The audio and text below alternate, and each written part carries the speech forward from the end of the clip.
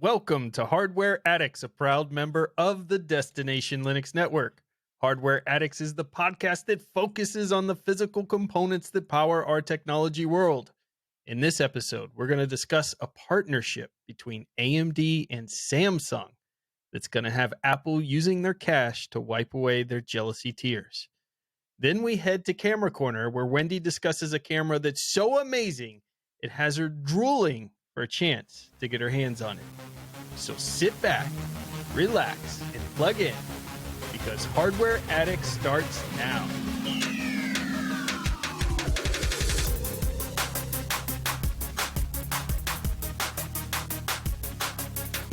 I'm Ryan, your tech guide through the universe, and with me today are my two co-hosts, Wendy, our resident photographer extraordinaire and hardware enthusiast, along with Michael, the software sage and hardware Padawan.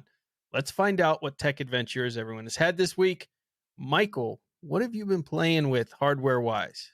Well, playing with is a strong statement. Experiencing a massive breakage is more what happened. So I set up my printer to print stuff, of all things. No more. Printer. Got right, it. printer. Yep. And printers are awful, but this one just completely it's just bust. I don't know what happened or whatever, but I plugged it in and it just gave me like this error, and I looked up what the error meant, and it's basically all the lights flashing at all the time. And that means catastrophic failure, and you have to take it somewhere to get it fixed. And I was like, whatever, I'll just go get it. So did you take it to the gun range where it belongs? No. It's I still have it. It's for nostalgia. I'm kidding. I don't care.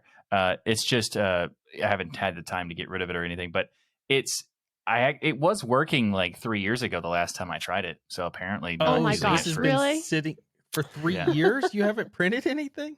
Apparently not. Yeah, not using it for 3 years makes it not work, I guess. Yeah, especially if it's an inkjet printer. Yeah, they shouldn't sit for that long without being used. Yeah.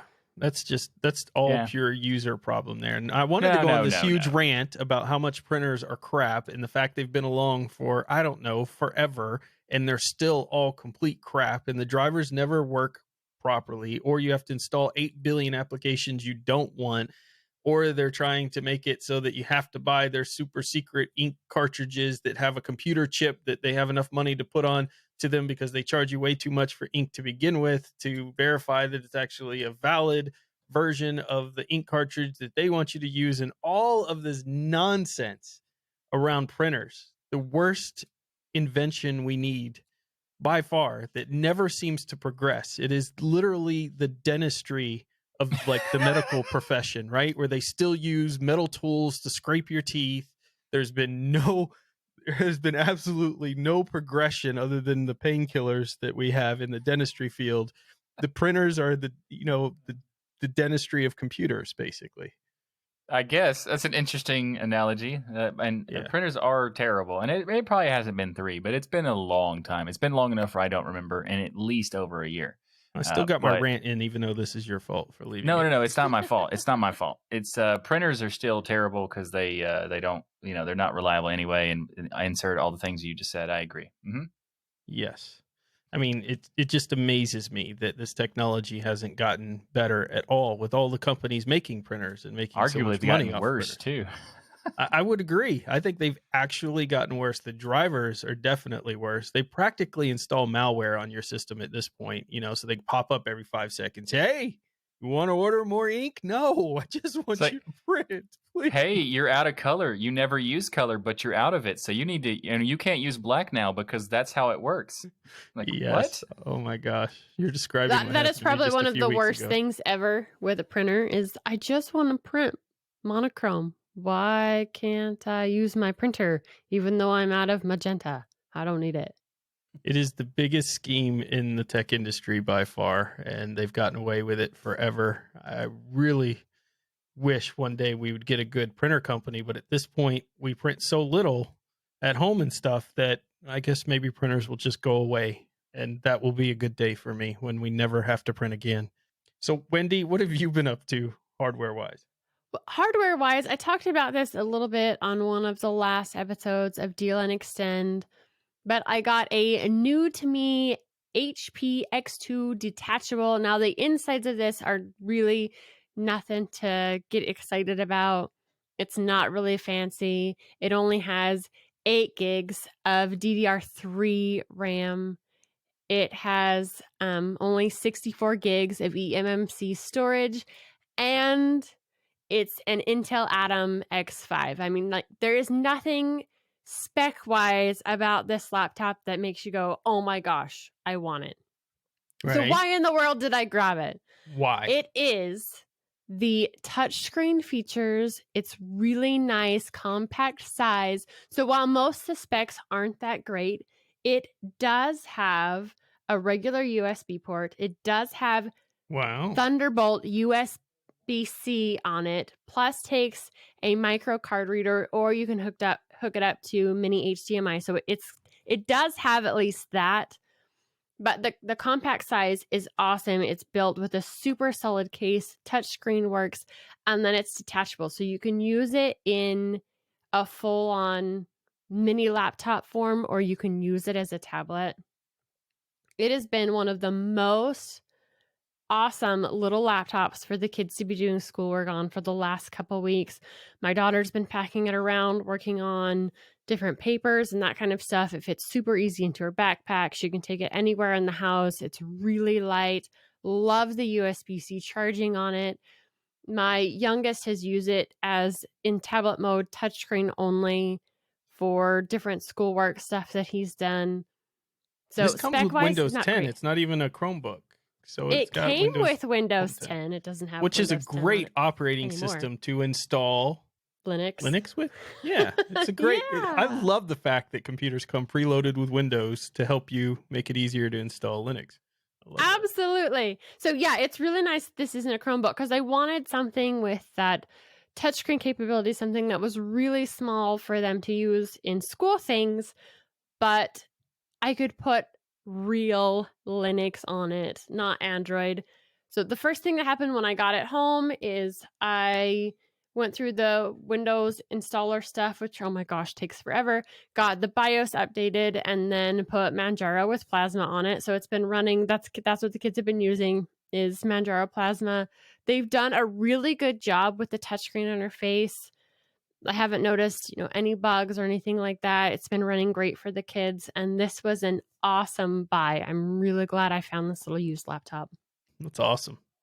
Well, for me, I finally took Michael's advice and found an autonomous desk. And by found, I pulled a Michael and just asked Michael, what desk do I buy that's both sit and stand? Because I spend so much time working from home, sitting at my desk, not being mobile, tied to calls and things like that. And so I thought it would be nice to stand. Of course, I won't get a stool. That would be ridiculous. It's an inferior version of a chair. That's but just I will phase 2, bro. Be able to stand and utilize this desk. So it's made by Autonomous. Right. And the version that I specifically picked up, which we'll have an affiliate link with, because we have an affiliation with them apparently, but this wasn't an advertisement or affiliate link, at least, is the Smart Desk 2 Home Office, which is absolutely gorgeous. But Michael, you have had one of these for a while and you love it. Right. I got the Smart Desk Premium. I mean, technically Premium, but it was called Business at the time I got it. I got mine 4 years ago, roughly. And I have been enjoying it ever since. Being able to sit or stand whenever you want to, or active sit with a stool, which is phase 2.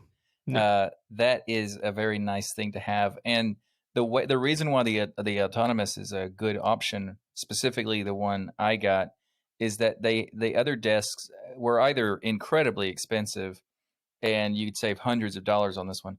But the reason why it makes it a good option is that it has this pre-programmable like pad that you can use, where some of them have just up and down, and this has 4 memory slots that you can program to be specific heights, and you can still do up and down, but you can also have it go exactly where you want it to be.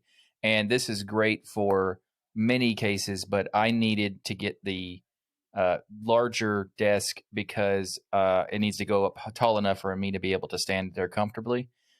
Because there's the 2 different versions, like the Home and the Premium are pretty close to the same thing, except the Premium gets a little bit taller, and that's kind of like I didn't need main that. difference. So this one, the one I had is $399, and the one that you're talking about is about $479. So these aren't cheap, but these are desks that last for forever, really. And so far, as long 4 as you years take care at of least. them. Yeah, and these have motor systems in them, so you're not manually cranking them to the height that you want. You just push a button, and the motors go and put them at the right height that you need. And the installation, which I haven't done the installation yet because I haven't received it, but it looks like it's quite simple for a desk. I mean, you're still putting together some furniture, but it doesn't look like you're going to spend hours. It's super easy. The reason that it's actually good is because the holes are pre-drilled. So you know where to put everything because it's already pre-drilled to put it there. And it's all like basically the same components are the same on both sides. So you don't have to worry about like making sure you get the right leg on the right side of the desk or whatever. It's fine. And we're speaking of the cranking things. When I was researching desks for sit-stand desks, I spent way too much time doing like researching this back in a few years ago. I found a hand crank desk for like $900 that also had the crank at the top on the surface, so you couldn't actually put a monitor there because you have to crank it in the way of the monitor to get it to go up, and it's insane. Yeah, but did it have like a name brand, like a Prada desk or something? It was a name brand, ridiculous Louis Vuitton desk. I don't remember the actual name of the desk, but it wasn't that kind of name brand, but it was one of it was a name brand sit-stand desk or whatever. But it was just kind of funny to me because it's like, yes, you want to spend like twice as much money to crank it and then also punch your monitor.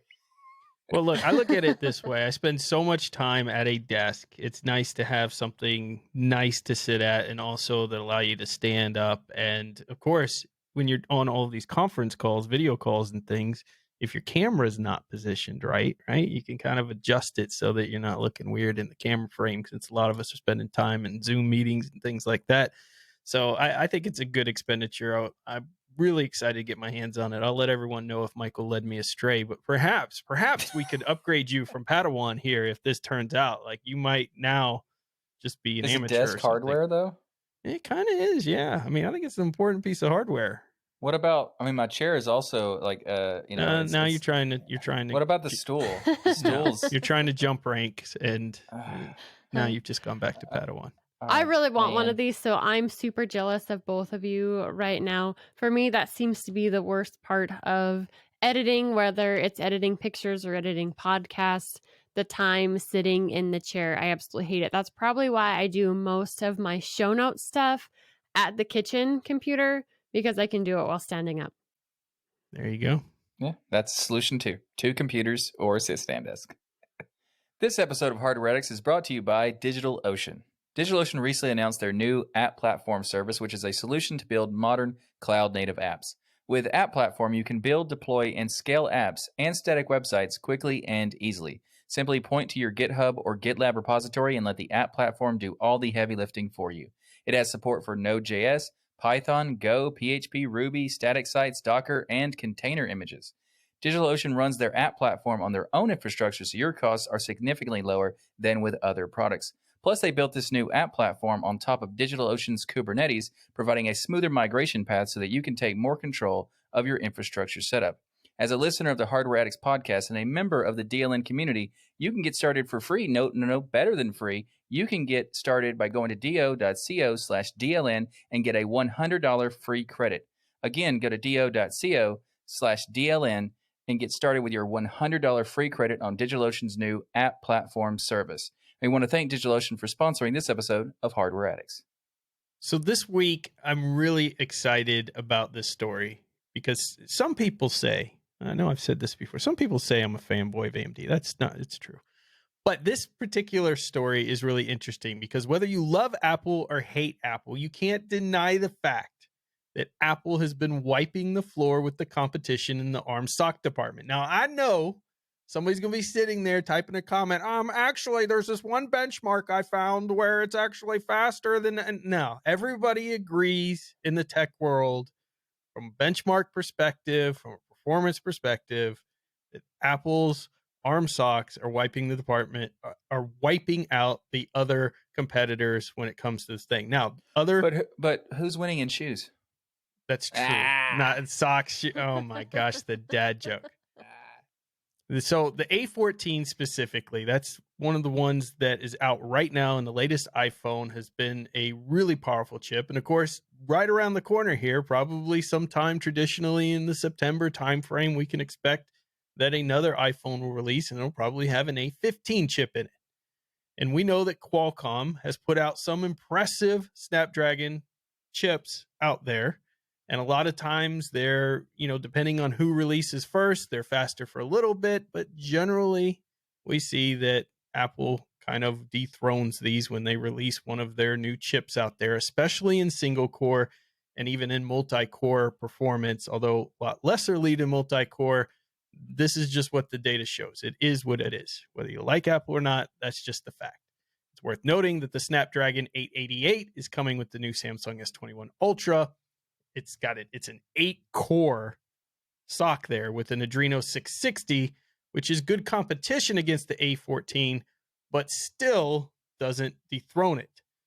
So we don't know what Qualcomm has up their sleeve that they're going to come out with necessarily to dethrone it. And it looks like Apple will continue to take the reins here.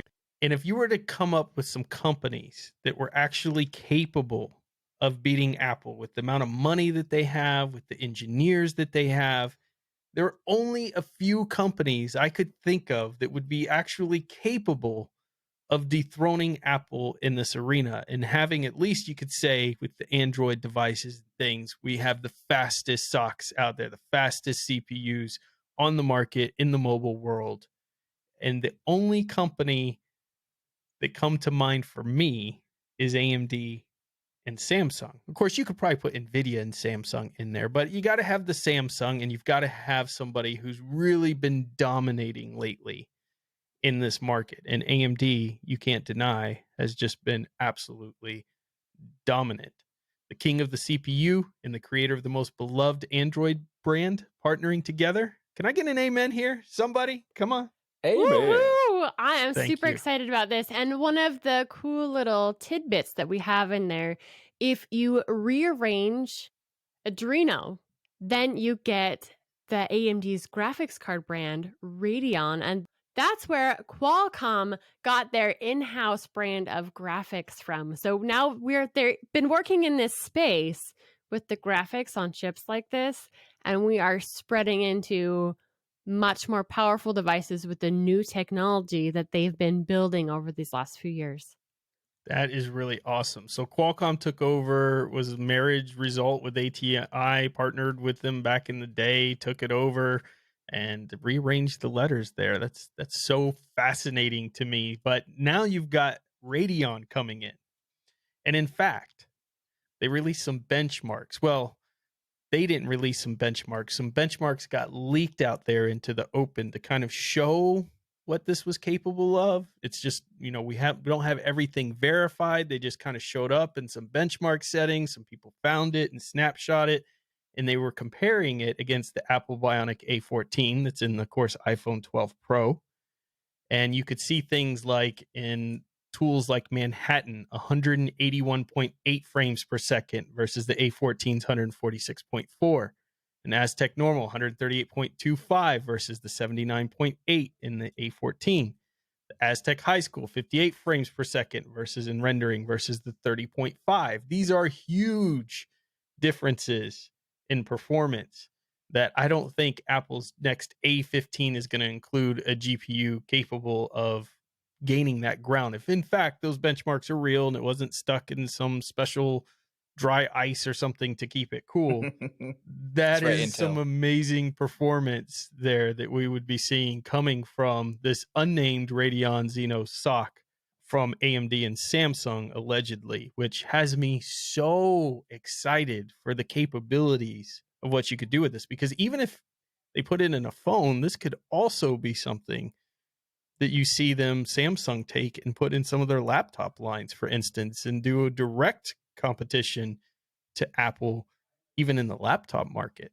That would be super awesome to see a head-to-head there in really high-quality ARM chip-based laptops. I mean, a lot of people who are not even Apple fans that I know have gone and wanted to get one of these ARM Apple laptops just to try them out. So I think there's definitely a market here.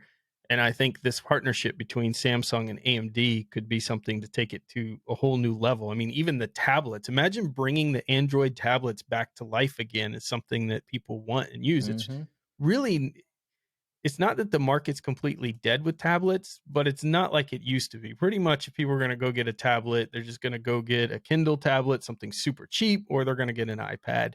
I don't know a lot of people personally. Maybe it's just my bubble, but I've also seen many tech companies write up about this, that these Android-based tablets and things are practically dead from a sales perspective in comparison. So this could really breathe life back into them, because the power of what you can do with the GPU in this thing, from a gaming perspective, from a graphics perspective, from a rendering perspective, really makes the tablet something quite useful again.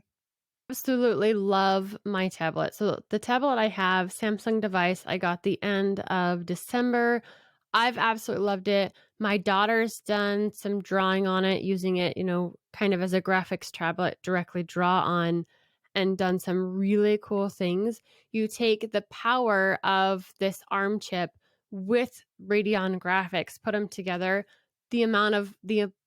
you can get so much more work done, and you could do so much more detailed type graphic stuff. Personally, I'm a lover of my tablet. I can't wait to see what this combination pulls together to make productivity, art, any of that so much better. Yeah, it looks like a really interesting. I mean, just the idea of Samsung and AMD partnering together to make something like this is just a cool concept. So if it's, as long as they're doing something, even if it's the benchmarks are not really accurate, even if they're just close or relatively close to what they're claiming it is, I mean, that would be like a game changer type of thing. And I think that the tablets are, they're people want those tablets, but they're hard to find good quality Android tablets. You can find a ton of garbage, but you can't really find a good high quality tablet. Yeah, they've almost inundated the market. Everybody had a tablet out there. Companies you hadn't heard of in 25 years suddenly got a tablet out there on the store shelves, and it just became so confusing to get a good one. Most people do not know these name brands of the Qualcomms and Snapdragons, or what they mean or what they can do. And there's 8 different versions of the same tablet with just different letters on the end. You know, that terrible marketing we always make fun of, Michael. All kinds of things like that have gone on that I think kind of inundated the market, because they were so hot and so popular for a while. And then everybody realized I could do far more with my laptop. But when you start getting into the performance that you're seeing here with these, this becomes at the level of a laptop, which is exactly why Apple took these chips and stuck them inside of a laptop. And they were performing better in many ways than the Intel chips. So I'm really excited about the partnership. 2 companies that I think absolutely have the capability to go head to head against this $1 trillion Goliath that is Apple, and be able to put them in their place and really give them good competition. Now, not that Qualcomm hasn't done a great job. The Snapdragons and things have always kind of kept up, but they've not been able to dethrone them. And to me, that's been kind of sad that one company was able to come in and just kind of wipe the floor with them. But AMD, this is going to be fire. Lisa Su taking the stage. Could you imagine, holding up this new phone that's going to come out from Samsung? That's the way to do it right So many there. geek squeals right there. Yeah, exactly. That's what I'm talking about. So we will wait and see what happens. Of course, hopefully this doesn't flop. It could, but I doubt it. You've got 2 powerhouse companies that have a long history of partnership here that could really bring it to the market and give us some really innovative products. And I'm guessing they'll probably be at least on par with the pricing of Apple, likely even cheaper than the Apple counterparts, and be able to do some amazing performance there. So we will keep you informed of all of this stuff going on. There is finally hope for us to dethrone Apple in the ARM sock world. This episode of Hardware Addicts is sponsored by Bitwarden. Bitwarden is the password manager that we use and trust. Bitwarden lets you set up things like a PIN to easily access your password manager, as well as additional authentications such as master passwords, adding phrasing to fingerprint security, all to keep your passwords safe.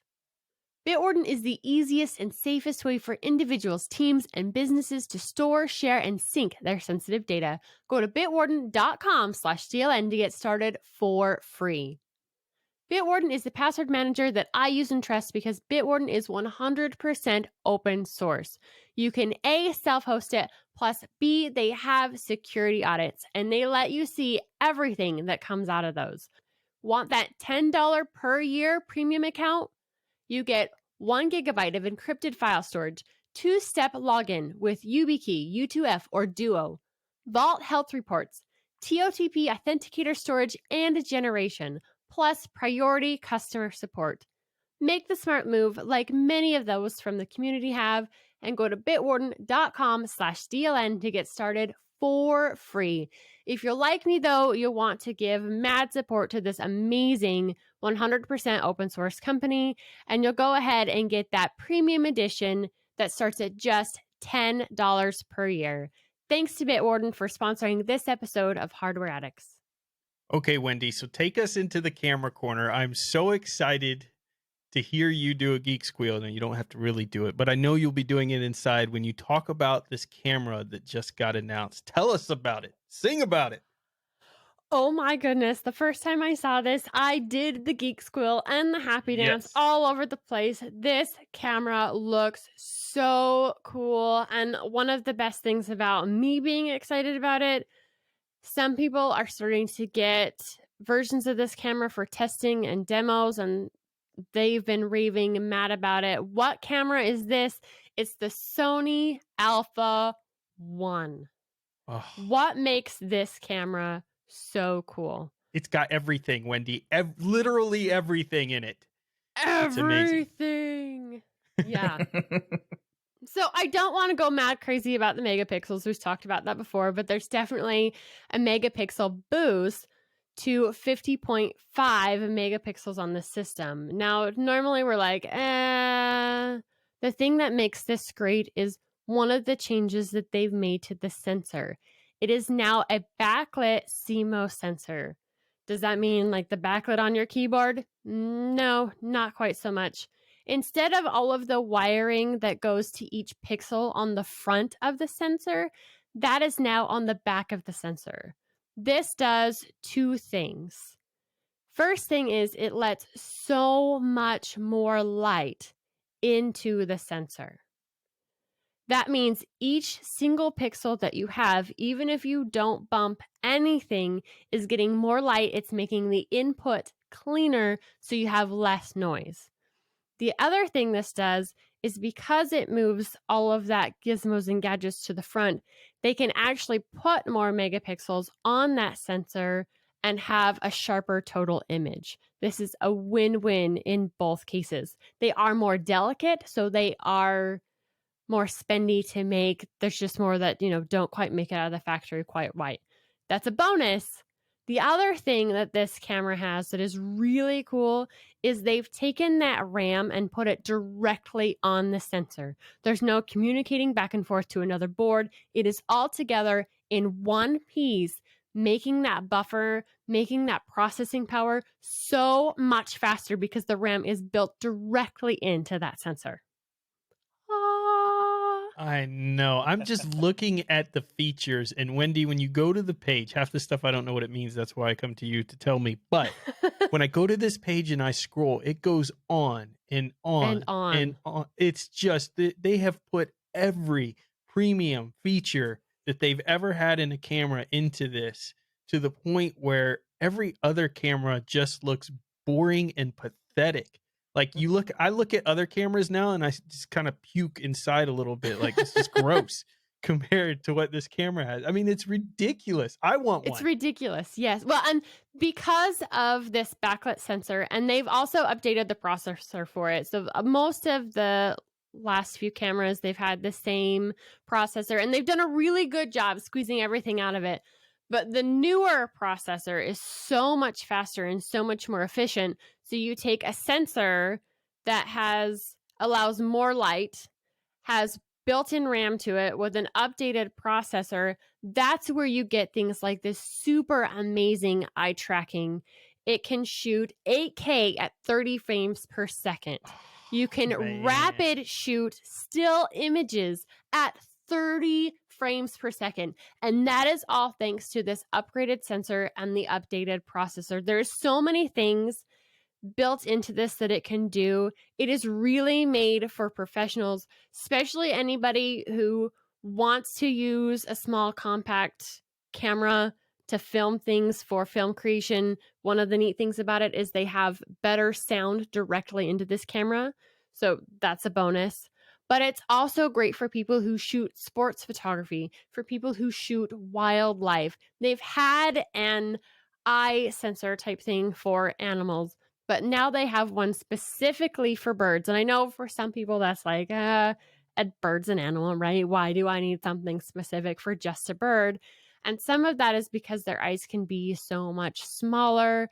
They're either, darker in color, a solid black, that kind of thing, and many different shapes. This takes the algorithm and the processing to be able to identify those bird eyes so much better. So if you are shooting this for a living, then you're able to get that sharper shot on that bird because you always want that eye in focus so much better. You have all of these great features and they come back to that awesome upgrade in the sensor and the awesome upgrade in the processor. You can actually edit photos inside the camera itself. They have these They've had that looks. Feature on other cameras for a while now. I know both of my Nikons, I can do editing directly in camera. I'm sure they've upgraded that and make that better. So that's nothing new, but it is something really cool, especially if you're doing a quick edit in your camera and then sending that edit off to somebody, sending them a JPEG of the picture. Okay. Laptops are getting rid of hardline internet. This camera, you can either connect it with USB-C or with a 100 gigabit Ethernet cable. What? That's awesome. Yes.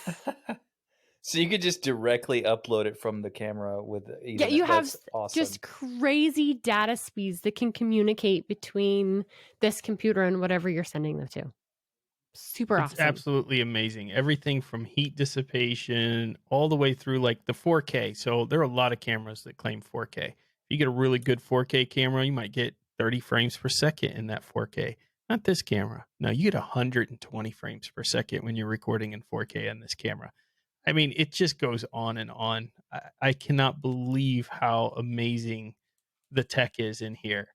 Now, of course, this camera is only $300. So I must have read that wrong. $6,499. My bad. I was pretty close. Maybe if we get a coupon code, we can get it for $300. But no, $6,499. What do you think, Wendy? Is that this camera with all these features? Is it something that you would trade and give away all of your amazing equipment to get your hands on? I would absolutely love this camera. So am I telling every single person out there to go out and get one?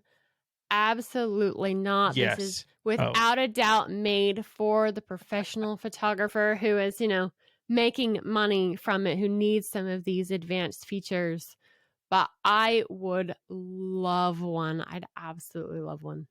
But you're saying that people don't necessarily need it. But what about the position that Ryan was talking about, where when you compare it to the other cameras that have front lit sensors? I mean, gross. Yeah, exactly. I just want to flex on people, like, oh, that's cute. Look at your little camera there, professional photographer person. Is that a Nikon? Yeah, I used to have one of those in automatic mode. Now I have this $7,000 camera I keep in automatic mode. In automatic mode, yeah. Yeah, exactly. I'll show them. No, this camera is amazing. And, I was thinking while we were going through this that we talked about in earlier episodes that when Sony puts their mind to something, when they really put their mind to something, they create some incredible, incredible products. And of course, we were referencing the Sony Vaio back in the day of how an amazing laptop it was.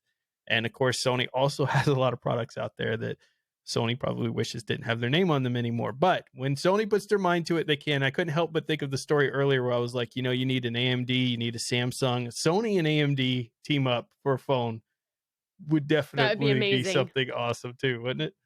Yeah, and anybody who is currently using a Sony camera, especially if you're using it for professional work, they've kept with the E-mount lens, so you can update the camera body and still keep the quality lenses that you already have. I'm really glad to see them keeping the same lens mount as they're improving the overall camera bodies. I mean, this truly is a full computer system inside of a camera, really. When you think about everything having gone digital here and what it's capable of doing, the processing inside, keeping up with the amount of pictures you're taking. I mean, it's a full computer system inside a camera. It's beautiful. I love it. And even better, they have, over the years, this one doesn't have the viewfinder. Well, it's got the viewfinder, but you're mostly looking at the back to see what's going on as you're tracking different things. One of the problems in previous generations of these mirrorless cameras is sometimes there was flickering. And if you're in live view on a DSLR, right, there's a mirror in it. Every time you hit that button, you're losing your subject. So even if it's doing a pretty good tracking, every time that camera or that mirror flips down and then has to flip back up, you're losing your whatever you're tracking, person in sports, animal, whatever, you're losing that thing for the split second in time. This camera makes it so you do not lose whatever movement is going on inside that frame the entire time you're taking pictures, and you're still able to get them at 30 frames per second in stills. You won't lose that moment where the bird's taking off the water. You won't lose that moment when whoever's catching the ball, right? It's catching those moments are so vital to sports photographers, to wildlife photographers. This makes it much easier to get that perfect shot in sharp focus. Well, Sony, if you want to send Wendy one to test out, we'd really appreciate it. Maybe some of the Sony reps out there, sales reps listening to the show, might want to get one over to Wendy. Wendy would love to test it for you. Absolutely. And do some videos on it. Yeah, absolutely. And, I was thinking, do some wildlife out here. That would be a blast. It would be. I was thinking because it costs so much money. I have spent this much on building my own PC before. So if I can hook a keyboard and mouse to it and then an external monitor, maybe I could come up with an excuse to own this thing myself. So Sony, think about that next time. All right, that's it. Our 29th episode of Hardware Addicts is a wrap. Thank you for listening to the show that brings you your bi-weekly tech fix. And if you're not all lit up on tech yet, what's wrong with you, number one? Because this episode was fire with tech. I mean, some amazing things out there. But you can also check out more great content at Destination Linux Network. Head to destinationlinux.network and check out all the amazing podcasts and YouTube partners available there. There is so much to fill your brains with. Remember, there's no such thing as too much hardware. Learn, build, innovate, and grow. We hope you enjoyed the show, and we'll see you next time for another sock-dethroning backlit episode of Hardware Addicts. Damn, Michael, did you practice that before the show or something? No, I didn't even know what the camera was all about until after.